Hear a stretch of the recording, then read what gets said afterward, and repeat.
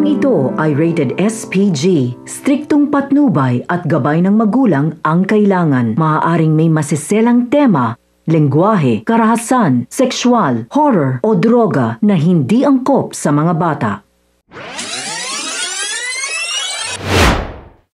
Isang mapagpalang araw, mga kapamilya, narito ang mga pinakamainit na tagpo sa FPG's Batang Quiapo. Matapos maagaw ni David ang baril kay Tinding, ay bigla nang sumulpot itong si Ramon kasama ang kanyang mga tauhan at hindi na siya nag-aksaya pa ng oras at handa nang ipagiganti ang ginawang pangluloko ni David pati na kay Rigor. Mabilis na bumunot ng baril si Ramon at agad na nagkaroon ng barilan sa pagitan niya at ni Rigor. Patuloy nga ang pag-iwas ni Rigor habang tinutugis si Ramon. Sa kalagitnaan ng matinding sagupaan ay ang pagdating naman ni Tanggol sa Quiapo. Agad siyang nagmadaling umuwi upang hanapin si David. Pagdating ni Tanggol ay nadatnan niya sina Tinding at Roda, kaya namang galit na galit siyang nagtanong kung nasaan si David. Agad namang itinuro ni Roda na tumakas na ito at tumalon sa bintana kasama si Rigor. Dito agad na hinabol ni Tanggol ang mag-ama upang tapusin ang mga ito. Sinabi naman ni Roda kay Tinding na magkikita-kita na ang lahat ng may atraso sa isa't isa. Batid niyang isang matinding labanan ang magaganap sa kabilang banda. Tuloy ang habulan at palitan ng mga bala ni Ramon at Rigor. Hindi nagpapatalo si Rigor at pilit niyang pinoprotektahan si David. Sa kabila nito ay hindi umatras si Rigor kahit na mas marami ang tauhan ni Ramon. Sinabi niya kay David na maghiwalay sila upang makatakas na ito at siya na umano ang bahala kay Ramon.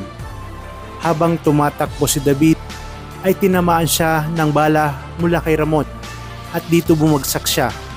Galit na lumapit si Ramon na tila ba punong-puno ng galit at poot.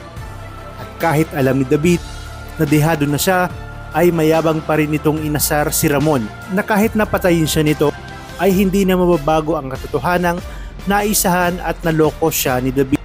At dahil sa sobrang galit ay sinakal niya si David na ang isang tulad ni David ang sisira sa pangalan ng mga Montenegro.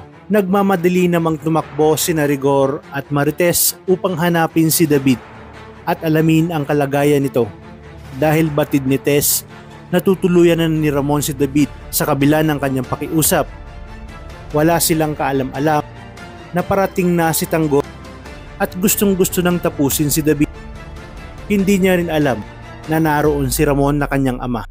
Kaya mangyayari na ang kanilang pagkikita ni Ramon kung saan makakahanap ng pagkakataon si Rigor upang mapuruhan si Ramon at makakatakas itong si David. Hindi naman alam ni Marites ang kanyang gagawin, ngunit mas pinili niyang harangan sina Tanggol at Ramon labang kay Rigor na siyang dahilan kaya't mas lalong nagliyab sa galit si Rigor.